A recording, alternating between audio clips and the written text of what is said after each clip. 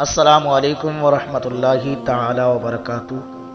معزز ناظرین، ہمیں امید ہے آپ سب لوگ جہاں کہیں بھی ہوں گے خیر و عافیت سے ہوں گے۔ جیسا کہ آج ہماری اسکرین کا ٹائٹل ہے، خواب میں مردہ شخص کو دیکھنا کیسا ہے اور اس کی تعبیر کیا ہے۔ تعبیر جاننے سے پہلے اگر آپ ہمارے یوٹیوب چینل پر نئے ہیں تو ہمارے چینل کو سبسکرائب کریں اور بیل آئیکن پر کلک کریں تاکہ ہر آنے والا نیا ویڈیو آپ تک سب سے پہلے پہنچے۔ آئیے چلتے ہیں خواب کی تعبیر کی طرف۔ خواب میں مردہ شخص کو دیکھنا کیسا ہے۔